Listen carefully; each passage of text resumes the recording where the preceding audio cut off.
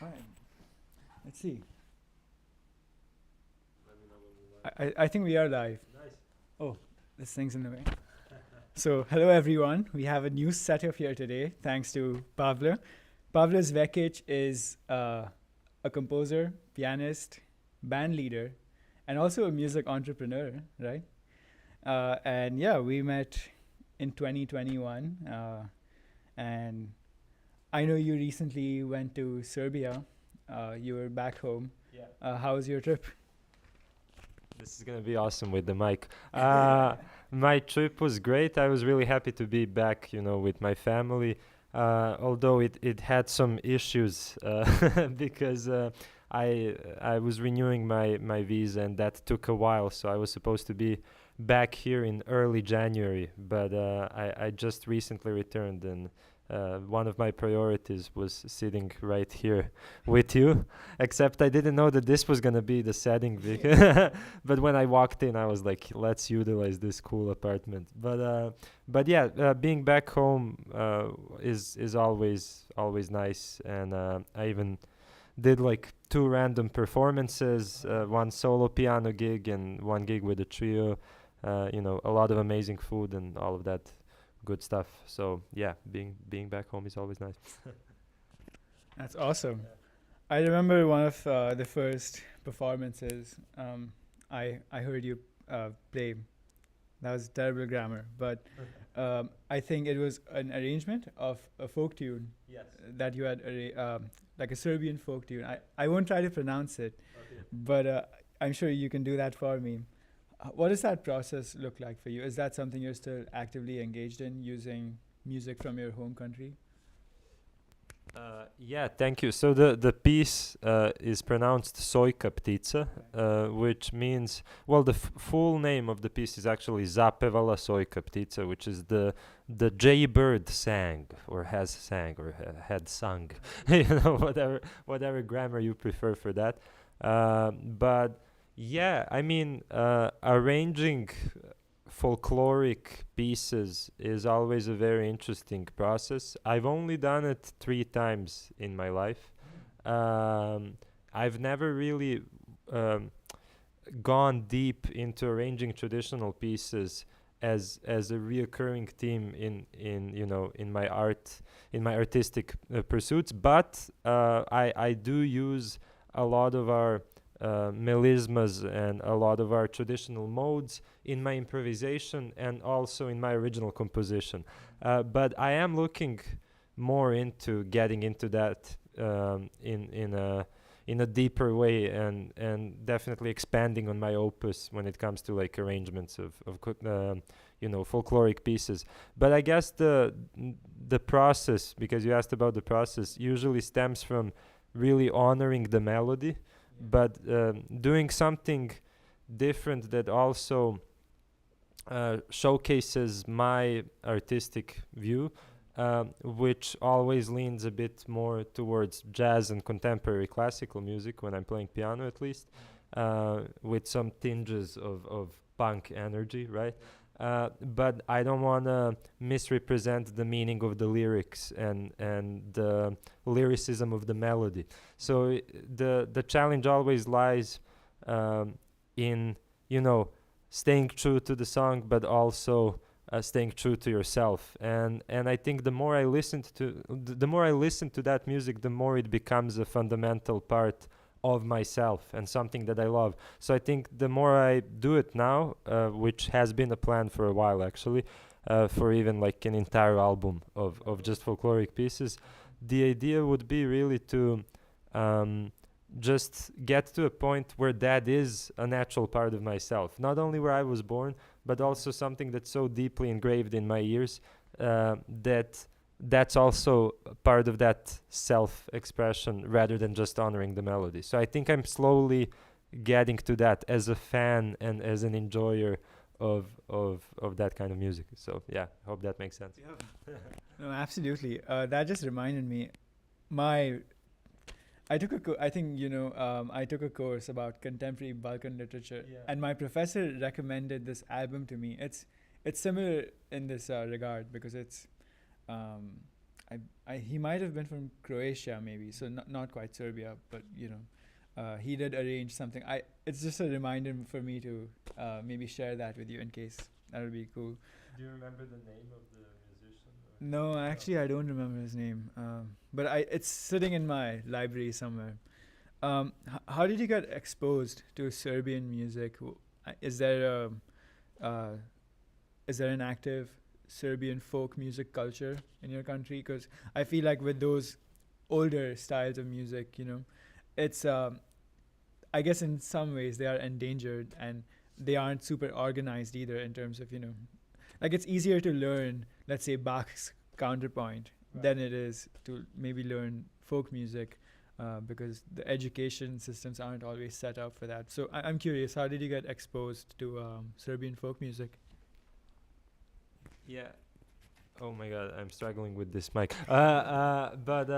Anyway, so you said a key thing, which is the fact that the education doesn't expose you to it. That's for sure. Like when I was in primary music school or music high school, I didn't really have a rich outlet of that kind of knowledge. However, my high school, my music high school, does have an ethnomusicology department where you can learn about those things in greater detail. I wasn't part of that department. I was part of the jazz department. But to answer your question, nobody actually learns this in school ever.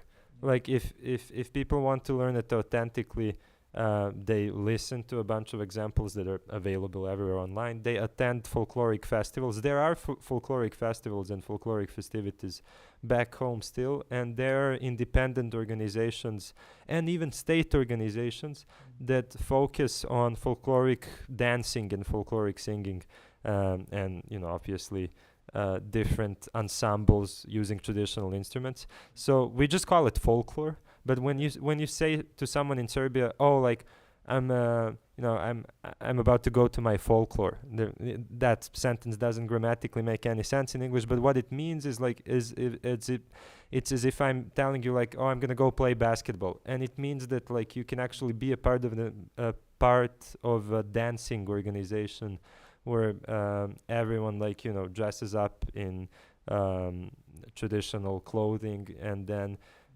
learn the fundamental kolos. I don't know if you heard about the term kolo, but it's traditional Balkan dance that has that name kolo. It's like talking about tango in Spain or something. You know what I mean? So yeah, there are organizations that are that try to keep that culture and keep that tradition alive, but it's definitely not a part of the normal school system. Yeah. So I just learned through attending those festivals and listening to that music at home. And of course, when you're from Serbia, your grandpa and your grandma know all of those songs and they sing it all the time. So yeah. And sorry, I'm talking a lot, but Vasil Hadžimanov, who is a Serbian pianist, who graduated from Berkeley in like I would say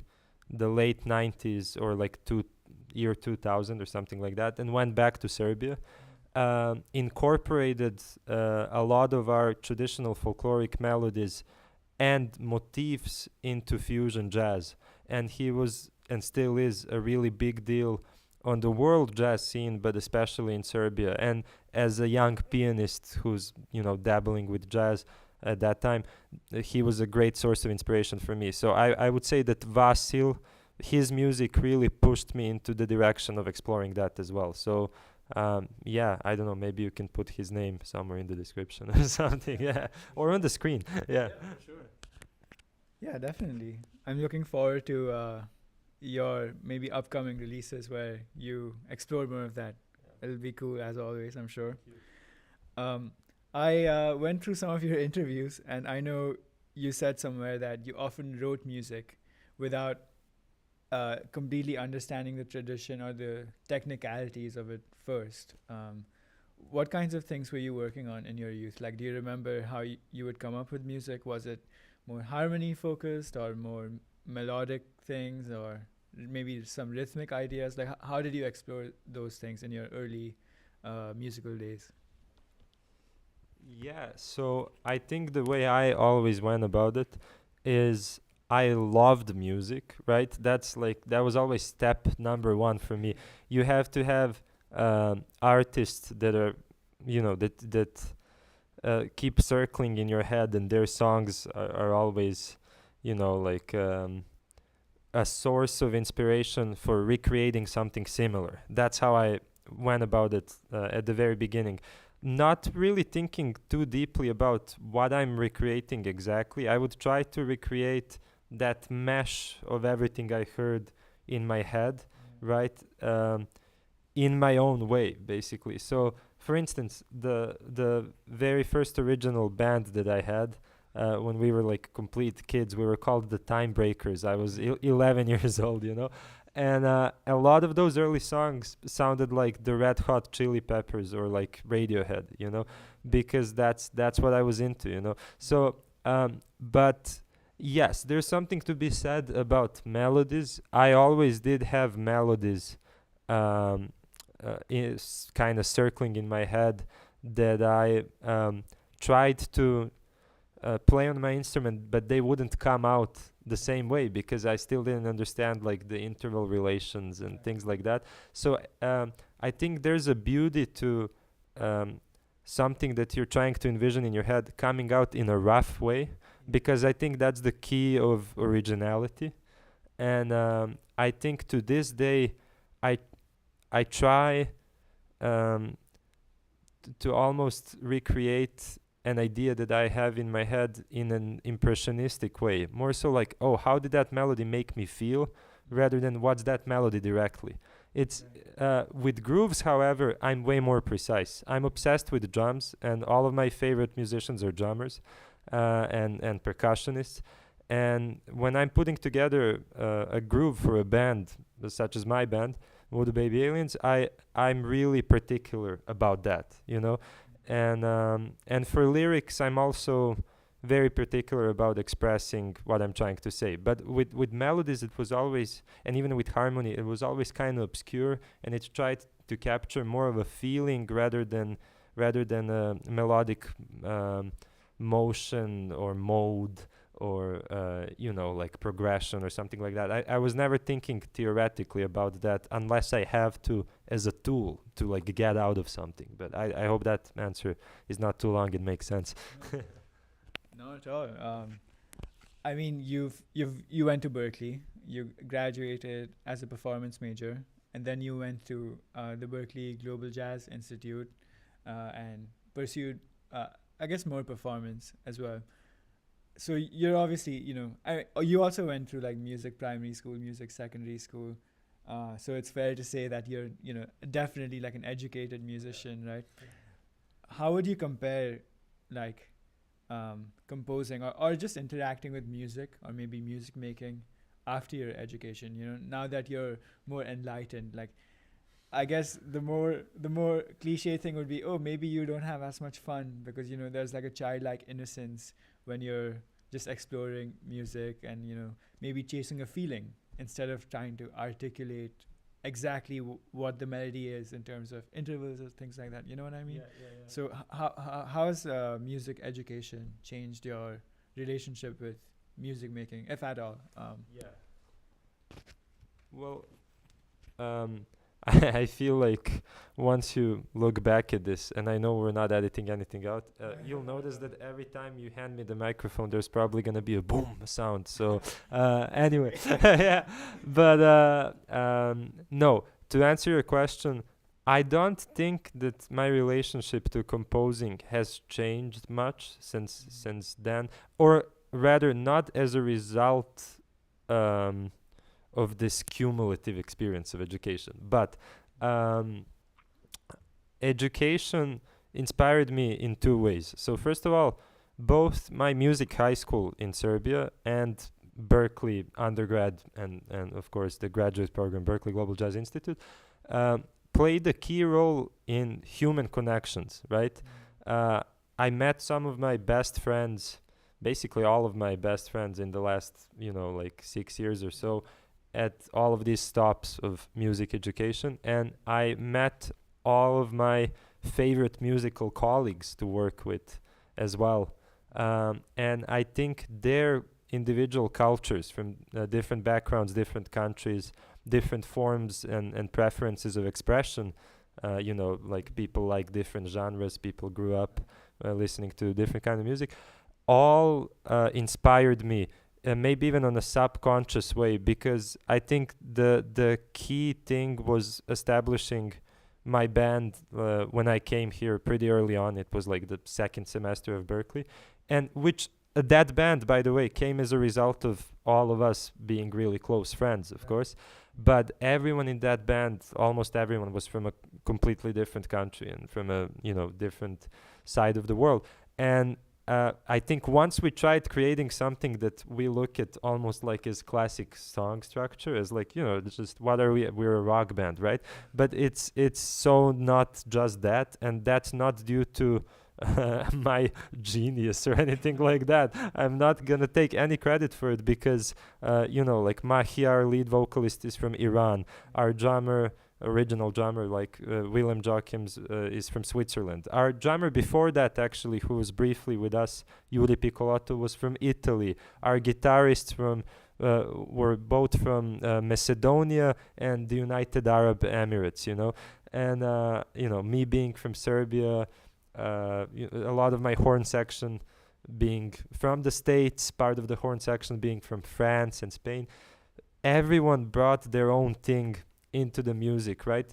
On a subconscious level, we were just trying to create verse chorus songs, really, that I composed for the most part.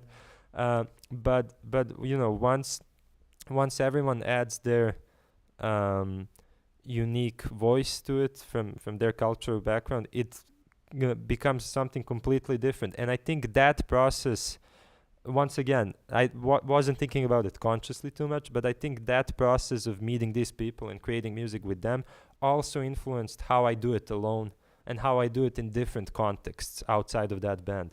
So I think that's the most beautiful thing about music education at a place like this, at Berkeley. Like it's just, I know it's such a cliche, but it really is a melting pot, and it's really, in that sense, a fuel for something that I would never even think that I could write. Like, I would love to 6 years ago, but there was no way that I was going to do it. So I think that's the key way that education has influenced me. And I think right now, after graduating, it's just a continuation of that. It's working with the same people, trying to meet as many different people from different cultures, getting together with them and just trying to be a sponge. There's always my original idea, but I'm very receptive to what happens in the moment as a result of meshing different personalities. So yeah. That's awesome. I guess in a way it is inevitable when you have so many different musical personalities, like strong musical personalities. Yeah. I'm not familiar with your entire band, but I know Juan, for instance, and he has like a musical personality, and like you have your musical personalities, and I can imagine 8 of you, bringing in things together. So I guess it is completely inevitable. You mentioned like this broad range of cultures from where your band members originate. I want to talk about the music of the US, I guess 20th century popular American music. I guess we can call it that for now. Yeah. So that would include things like jazz, rock, punk, etc. In a way, I guess anyone who's not American or thoroughly born and raised in this country is interacting with that musical culture as a foreigner. So like, for instance, you're Serbian and you interact with rock music or jazz music as a foreigner. The same would apply to me because I'm Indian, right? Like, there's all these different kinds of interactions. And I think that makes you maybe learn about the history of the music or even the culture of the music on a more in a more deliberate way. You go through this education process about, like learning about jazz history, for instance, is different if you learn it, let's say, through a book, or it's going to be completely different if you're born in like New Orleans or some place like that, right? What has your experience been like trying to learn about, I guess, a foreign musical culture that still is so dominant, like throughout the world? Like, I could have been from Indonesia, you could have been from Latvia. Like, it wouldn't matter. We would have still come across rock or jazz, right? Like, it's just such a force. Like, how is interacting with these? How has the process been like interacting with this foreign musical culture? Yeah, so I guess you're also implying, correct me if I'm wrong, like the difference between being born into a certain culture, right? Like this intrinsic knowledge of the music and the culture, like almost effortless because it's in your DNA, versus coming here and like, trying to play that for the very first time. Yeah, I mean, as you said, I did grow up with that music in my house anyway. Like I was listening to a lot of jazz, Black American music in general, like whether it's R&B, soul, funk, and then what later transitioned into like all subgenres of rock, such as post-punk, indie rock, some of the heavier stuff, whatever. So I did grow up with that, and my city was very much pivotal to the early punk scene in Serbia, which is really funny. It kind of died out now, but I still felt that presence in the alternative scene in my city. However, it is completely different than actually coming here, and there's something to be said about the first time you're like at a concert or a jam session where there's actually really competent musicians from here playing. And then like I've been to many live jazz concerts back in Serbia, even saw some American legends that were coming to different jazz festivals. But like I back home I would mostly go to like certain clubs in Belgrade where the Belgrade gang is doing their thing, and then the first time you walk into a jam session or a concert here and you hear people born here doing that, there's something about that ride cymbal and the walking bass where you're like, oh, like wait a second, that's what I've been hearing on records. I didn't think that was possible to replicate, right? So I definitely remember that feeling. And then the next step for me is like, okay, let me try playing with these people immediately. And and also going to New York, obviously that changes the whole scope of everything. Like I visited a few times, including literally this weekend, and it's always that shock.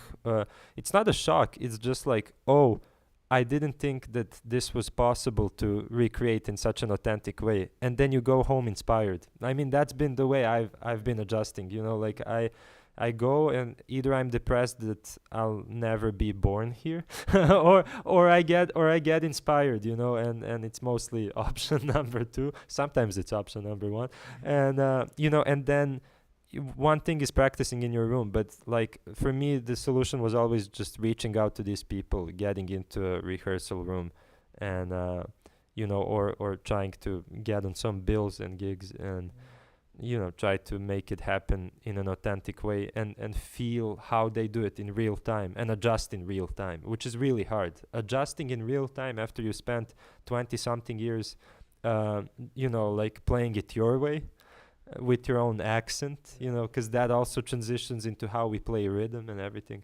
So yes, and it's hard to, just like folkloric music, which this is a form of folkloric music if we're talking about jazz or blues oriented things. It's a fine line between mimicking something and staying original but also true to the art form, so that was the most difficult journey, like not swinging in a caricature manner, but so yeah, I mean, that's the way I went about it. So. I feel like that alone can open up so many different like conversations. It sort of reminds me of this like topic of American classical music, for instance, because classical music like European classical music originated in Europe, and then eventually it made its way here. And I've read things sometimes, where maybe American classical music was looked down upon. Like I don't want to mention any names, but maybe some of my professors sometimes also hinted at this. Like if you look at American classical music from a certain era or something like that, it was often perceived as less developed than European classical music and whatnot. And there's this whole host of I don't even know what to call it, like I guess complexes you can get into, right? Like, oh, will I ever be as good as someone who's literally just born here, like like I don't know, did you ever have to like deal with those kinds of things where you'll always feel like an imitator maybe instead of someone who's like completely authentic? I guess it might be a musical thing, maybe it's a social thing, like you mentioned accent, like that alone can open up so many things, like about maybe people who immigrate or migrate around the world, and like what does that do to their sense of identity? You know what I mean? Like I'm curious, do you have any thoughts on this? Well, yes, my main thought is the following. Like, despite feeling, like I said, I feel, right? Sometimes, well, like I initially felt when I encountered super authentic jazz or soul or R&B, neo soul, whatever. I'm also completely aware that the current landscape of jazz is very international. Like the sound of contemporary jazz is not dictated by one place. And in fact, I think jazz is at a great place, for instance.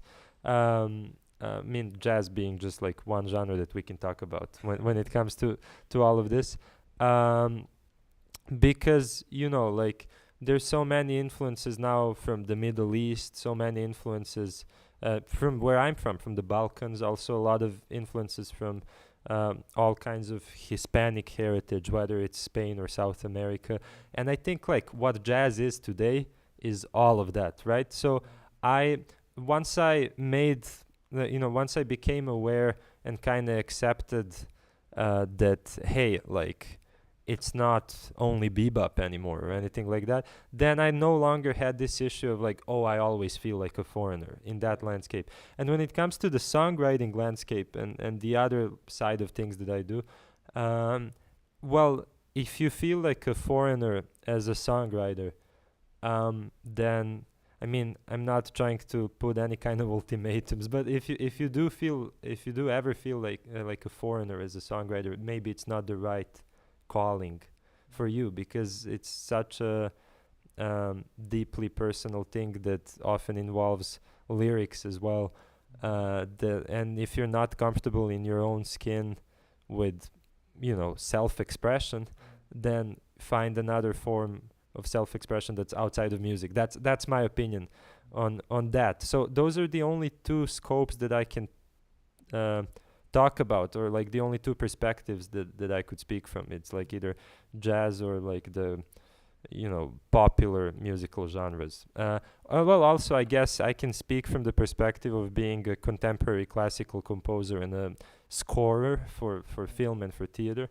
And that again, like you have to approach that in a way that you're just trying to honor what the theater play or what the short film is trying to say. If you're trying to approach it from a mimicking manner or whatever, then it's just a constant source of anxiety. And I think it's really good to imitate and mimic as a practice, And I think the difference between improvised music and everything else that we're talking about is that you can, imitate and mimic. You have to imitate and mimic at the jam sessions and at the concerts when it comes to jazz in order to become good at it, so you can express yourself, and so you sometimes have to do it in front of people. That's what I'm saying. But like as a composer, as a songwriter, you can write 40 throwaway songs that just don't sound like you until you find your own language, and then you put it out or perform it in front of the audience. So I never felt like a fraud or like a sense of imposter syndrome in a cultural way, in that sense that you're trying to describe. in anything else other than jazz. But once I became aware of what jazz is today, even that was removed. And I try to enter every situation in a humble way, but I also try not to be afraid to express myself, because some of my favorite current jazz musicians are not even from this country, or play with people who are from different backgrounds. So I hope that word salad made some sense. Yeah. No, it definitely made sense. And I'm happy you like use jazz as an example, because I feel like it really represents maybe the experiences of a lot of people today, where things are just more globalized. They aren't super localized anymore. Like even like the bebop stuff. I guess in a way, someone who plays pure bebop, maybe now they're in the minority. You know what I mean? Because maybe they're super insulated to what's happening, in the rest of the world. Maybe, but yeah, I mean that we could take that conversation to so many places. But I would like to talk about your punk band now. I guess it's not fair to reduce it to a punk band, but I know I remember reading that it was actually your dream, right, as a kid, to start a punk band. How come? Well, I guess that goes back to Subotica, my birth city, like kind of being one of the bastions of punk culture in Serbia and in former Yugoslavia, obviously. So, like my dad was very into, subgenres of rock, such as, that umbrella that I mentioned, punk, noise rock, indie rock, garage rock, all of that stuff. I mean, those are just tags, whatever. But I just wanted to have a band, because honestly, I felt like every time I play the piano and every time I play in different band situations in which I am a traditional pianist, I felt that I'm not getting an outlet to express that side of me that's so deeply engraved in me, because I was fed that music from an early age, So I think it was just this adolescent thing of like, I need a punk band, because it's just I just want to go da da da, like on the guitar, or whatever, or on the piano, of course. But I just wanted a context to fit that inner desire, like into. It was initially a childish thing, but then a beautiful thing happened, which is I've written a bunch of songs that are not necessarily under the rock umbrella, that weren't necessarily anything. For me, they were my own take on pop, although they would never make the top 40 charts or anything.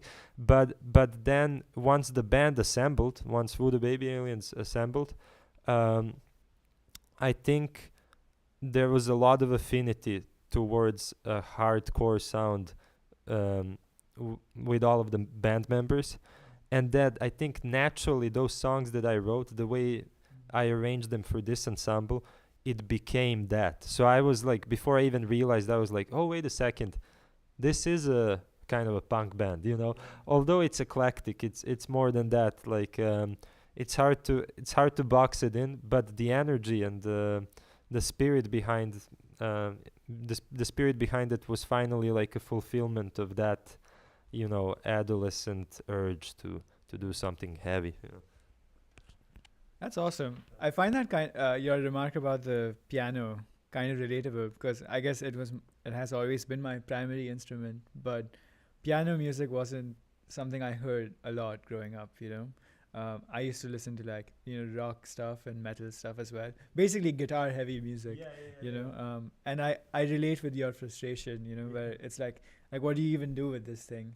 And people often say, oh, like you can do like a Dream Theater thing where like Jordan do this. I feel the same way, honestly. Like it's not as cool, right?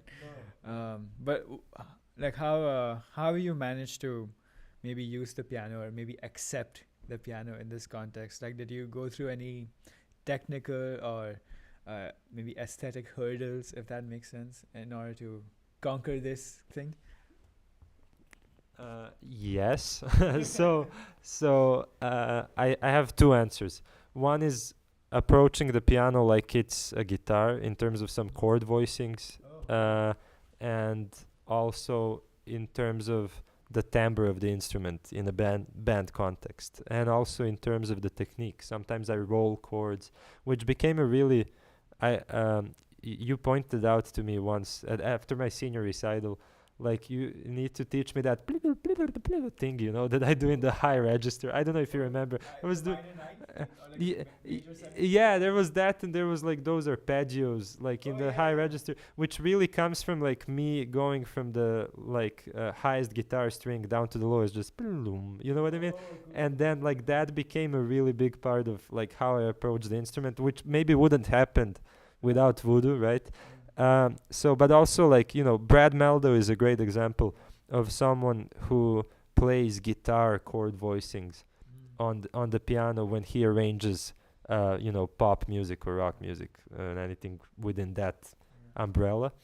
But also, although my music is very different, I think Tigran Hamasyan, as someone who grew up on guitar heavy music, he's mentioned Animals as leaders as his big influence in bands such as them. I think he also taught me by listening to him basically how his music taught me how to fit the piano into that context as well. So I started being very comfortable with the low register of the instrument, with doubling bass lines, with doing stuff like that, And then it helps that I've been playing guitar since I was like 10 years old as well. So I knew how to make that transition from one instrument to the other. But I don't know, to this day I do feel like it's a challenge. But I also feel with voodoo I'm not in the center of attention, and I kind of like it. Although it's mostly my songs. I just feel like I'm happy with that. It's my songs. I'm saying what I want through the arrangement that I do and through the composition and through the collective experience. But sometimes the piano is even buried in the mix in the album, and I like it like that. I think about it often just as a texture, And I will say that I just wrote the second album, basically, almost in its entirety. There's just certain arrangements that need to be done, and it's a much more piano-heavy album. So... and which leads me to my third answer, which is creating riffs. I love riffs, which comes from the guitar culture, right? And there's a lot of piano riffs in the second album. So I guess those three approaches explain the way I think about it. Yeah. That's awesome. I'm glad you mentioned the riffs, because we will be listening to one of your riffs shortly. But yeah, I think that's awesome, because turning to other instruments for some kind of maybe aesthetic or even like technical inspiration, I think it's amazing, because not everything has to maybe descend from like Chopin or something like that, you can do other things. I guess in my case, I'm just too lazy to figure out the Chopin stuff, so maybe I will do like Nothing Else Matters or something easier. So your band is Voodoo Baby Aliens. It's such an eclectic mix, as you describe it. How do you go about this process of letting so many different musical styles like coalesce into this thing?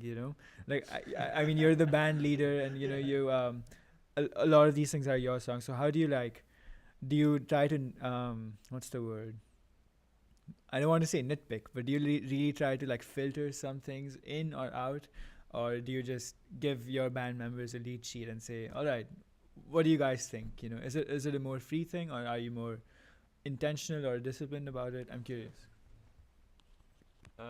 It's definitely a mixture of both. However, I tend to be very particular. The openness that I mentioned and like receiving other people's expression comes more from certain parts, like guitar parts, or maybe an addition to a drum groove or something like that. But when it comes to the song structure, and when it comes to the horn arrangement and to the harmony of the song, I'm not very flexible here. I'm actually very particular about that, because actually the point of most of this music is not to showcase how eclectic we are, or like how we're blending genres or whatever, but it's mostly to support the lyrics, right? Because for about half of the Masonic Branch album, the lyrics came first. I wrote the lyrics first, and then the music. For the other half, it was the other way around. But that's why I tend to be particular and kind of like really try to convey that message. Now, the beautiful thing about that is, as I said, I'm strict about the horns. I'm strict about the harmony, the melody, and mostly the groove as well, because I'm kind of obsessed with the drums. However, the guitars have the total freedom to change my initial idea often, because unless I'm playing the guitar as well, which happens in a few songs on the album, but I'm like, you know what, you can do a complete 180 from my idea, as long as you're honoring the emotion and the intention of the song. And like, if it's gonna make the band sound better, let's go for it. And it usually does, because there's a certain trust within the band where we can like totally trust each other's ideas and go with it even like 2, 3, 4 takes in a rehearsal until we get used to it. Like, it's really that kind of trust. And we're all, as I said, like super close friends. I mean, now it's a almost completely different lineup than the one on the album, because people went to New York and to LA, etc., which may be somewhere where I'm moving in the very near future, New York.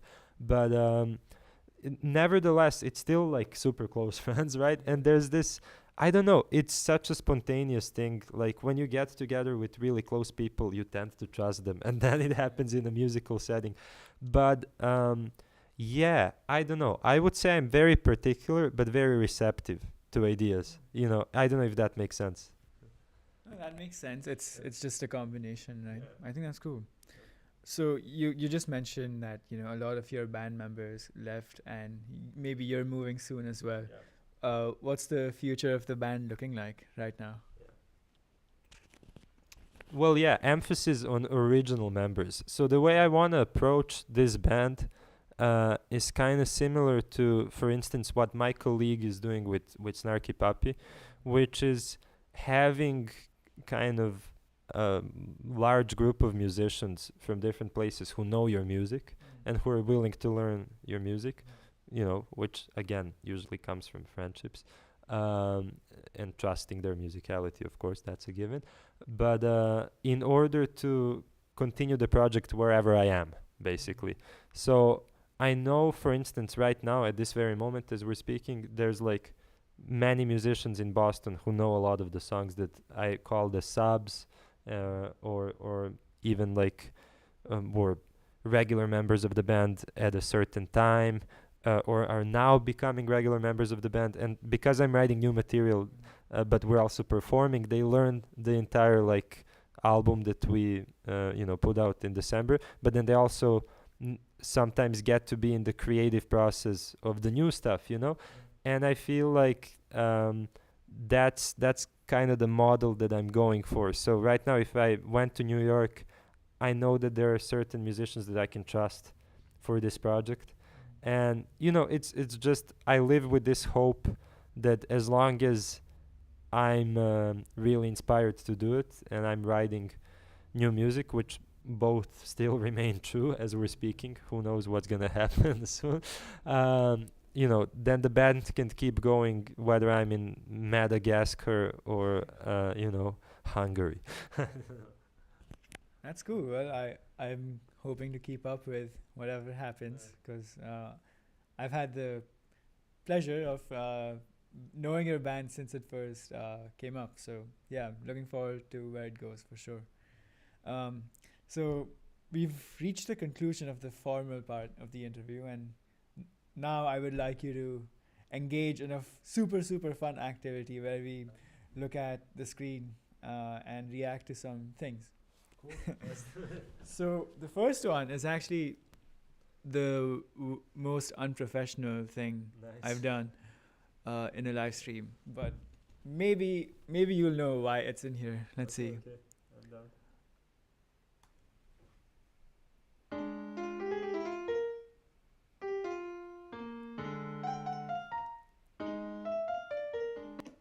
Do you know why I put this in here? I believe it or not, I actually think I know. You were at the big band concert, Juanito's big band concert, and I quoted that at the beginning of my solo, and you were like, ah! So yeah, nice. Cool. I love that Wynton Kelly solo. I mean, super swinging. What players have you transcribed the most, and like, what does it mean for you to transcribe? Like, what do you really, what are you looking for? Is it the feel or is it language? I guess both or more. Yeah, I mean the feel and the language, right? And in the beginning, like when I was in high school at the jazz department, I was transcribing a lot of Red Garland and Wynton Kelly, Bud Powell, like a lot of those pianists that really played authentic bebop. Barry Harris, obviously, and watching all of the YouTube videos where he explains the six diminished and all of that stuff. And then, like, as you listen more, you transcribe the stuff that you really like, which, not to say that I don't really like those guys, but I was primarily focusing on them to establish the roots of the language. I mean, this included horn players also, like, of course, the classic ones, Charlie Parker, John Coltrane, all of that good stuff, Dexter Gordon, whatever.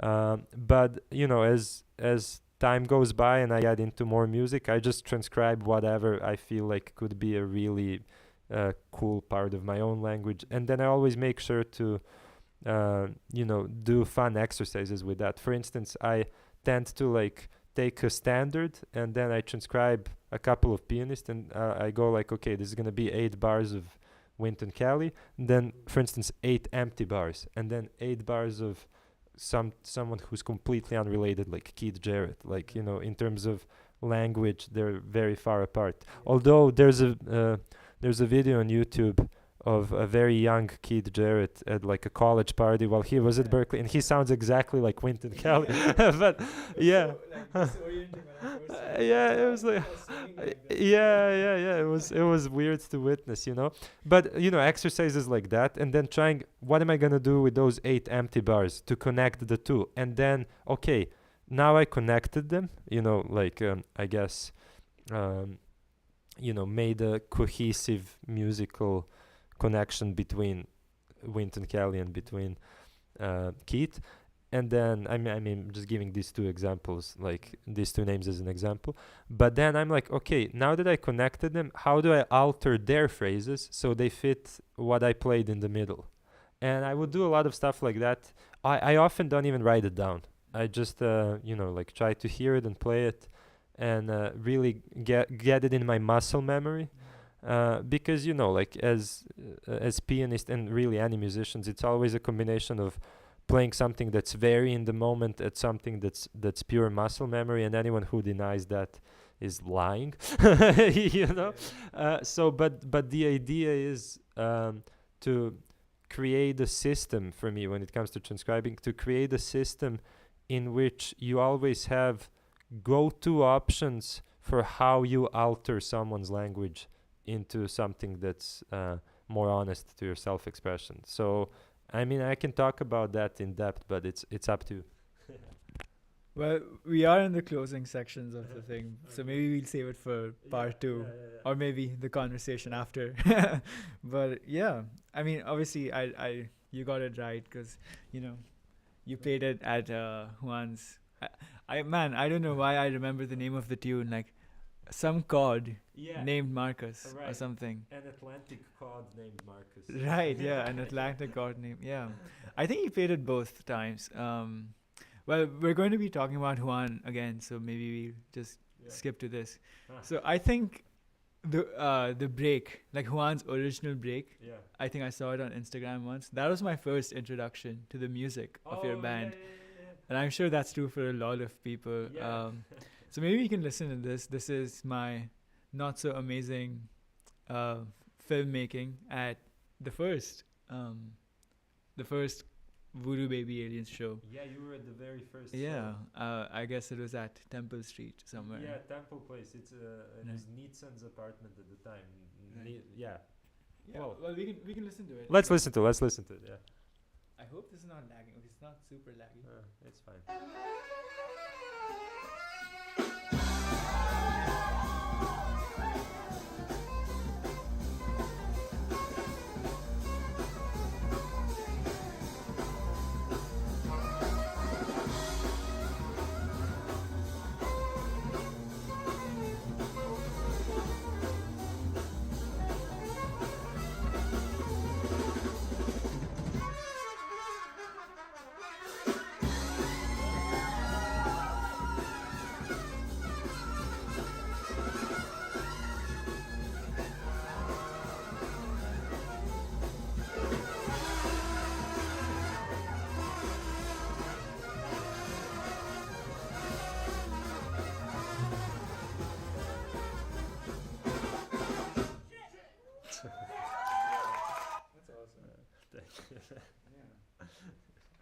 I remember some weird things from this night, I guess. I think your drummer just showed up and played these songs. Like he didn't have a lot of time to prepare.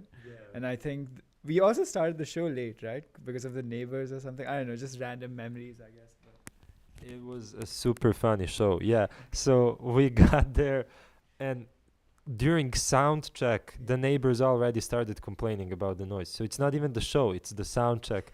So then the people who lived there had to go downstairs and talk to the neighbors and convince them for about half an hour that we should start. And at that point, it was getting uncomfortable because all of the audience was already at the show, including yourself. So then, like, Juanito and I took the mic and just started doing very bad crowd work, just like so it's not super boring for everyone. Yeah, and then we finally started. And yes, so the other thing is, our first drummer at the time, Yuri Piccolotto, got COVID the night before. Like he tested positive for COVID the night before, and literally the night before though. So that night at 10 p.m. and the next morning I wrote to like 20 drummers because I really didn't want to cancel the show. And we saw Yuri like in the past, so it wasn't like, you know, we saw Yuri like 2 weeks before that, so there was no way that any of us got COVID from here, so we were like safe. I was like, let's do the show, you know. Yeah, just to say that I'm not a super spreader. Yeah, exactly.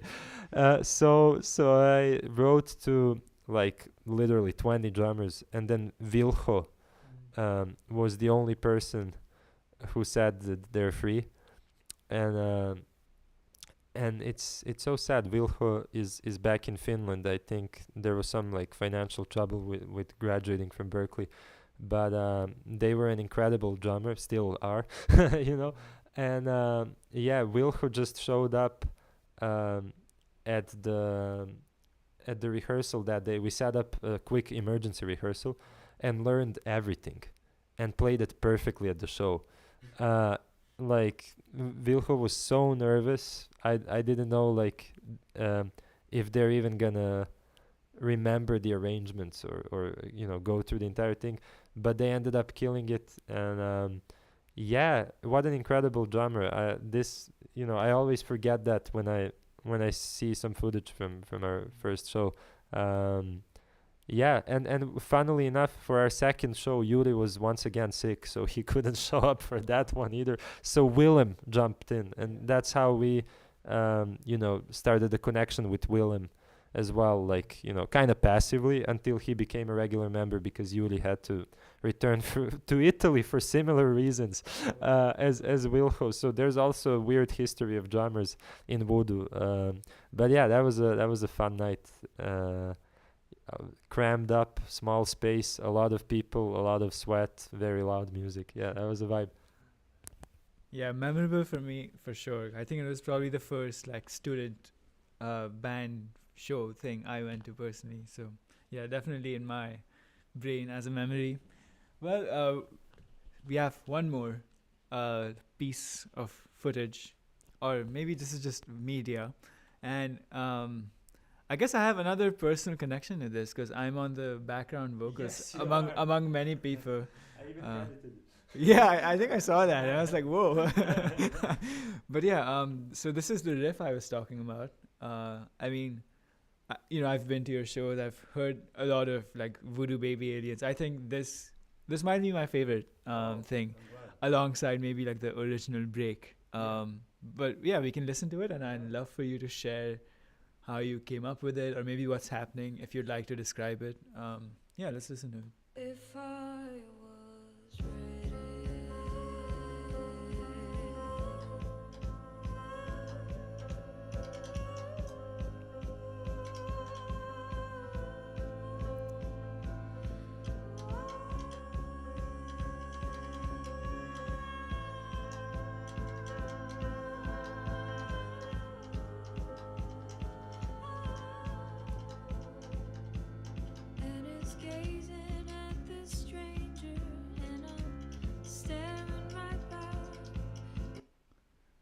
So as I was listening to it, I guess I have more thoughts. So I've always noticed that, you know, there's like this rhythmic syncopation thing happening, and then when Mahia comes back into the mix, like when she starts singing the lyrics again, you go back to the quarter note thing. And but I guess as I was listening to it, all of a sudden it clicked with me like why I like this so much, because it sounds kind of EDM-ish, you know. It's like a dig dig dig dig dig, and then there's all that like syncopation in the background. It reminds me of like some Avicii I've heard, or like some Dead Mouse, I don't know how familiar you are with the earlier music, but I guess it finally clicked like right here live on camera, like why I like this so much. But anyways, I would love for you to share your personal relationship with this riff. Oh yeah. Well, so I was trying to go for something that's moving, like has this sense of motion in it musically, as a contrast to the lyrics, really, because the lyrics are about reflecting on a period of my life where I felt like I was just kind of going through it without ever like sitting and receiving any kind of anything in the environment surrounding me, any of my surroundings really, and really not being in the present. And then I connected it to my grandma, who happens to be suffering from Alzheimer's, and then the lyrics also became partly about her. And then it was this relationship of just like many ways of not being in the moment and kind of just stuck nowhere. And so I wanted to create a musical contrast where the music has a very like forward motion, but still I feel like that chord progression of like that D flat being the key of the tune, going into an F over A, but a very open F over A, just like basically the voicing is just like A in the bass and then an F and a C, sometimes just a C, going into A flat, and then back to that A. So that flat six, right? That flat six moment with that A in the bass, to me, it's the old cliche heart-wrenching flat six in a major scale. You know that feeling as a pianist, of course, and as a composer. But like it needs to dance and it needs to move forward. So I was trying to experiment with this combination of heartbreak and forward motion, or maybe stillness and despair, right? As opposed to, in relation to something optimistic, like that's kind of how I viewed it. And I think the rhythm is the optimistic side, and then what's happening rhythmically kind of is a 5/4 figure on the piano, which I would demonstrate with both of my hands, but I'm holding the microphone now, but it's fine.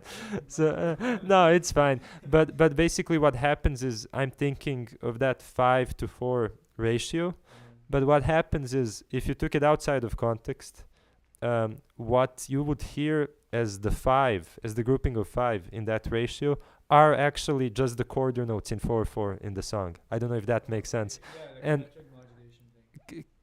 kind of. I think for whoever is a complete nerd and wants to listen back to that, including yourself, and I am as well, you'd get it if you took another listen. So that's what's happening harmonically, rhythmically, emotionally, lyric wise, and intention wise. I hope that's a good explanation. That's cool. I'm definitely going to transcribe that and steal it. I think it's worth stealing. Yeah, well, thanks so much for this interview. We've basically reached the end. I don't know how long this was. Let's see. Just about an hour. So amazing. Thanks a lot for your time. I know people can find you on Instagram and I guess YouTube. You can sign us off if you like. Sure.